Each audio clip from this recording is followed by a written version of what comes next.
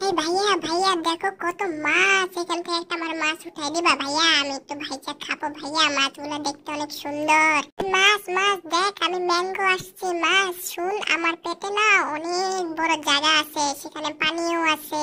আমি বড় করে করবো, তুই আমার মুখের মধ্যে পুট করে ঢুকে যাবি, তারপর তুই আমার পেটের মধ্যে থাকবি, সাঁতার কাটবি, আমি তোকে পালবো। হ্যাঁ, আসবি আমার পেটে। দূর, কথাই শুনে না ভাইয়া, চলো জায়গা পচা মাছ।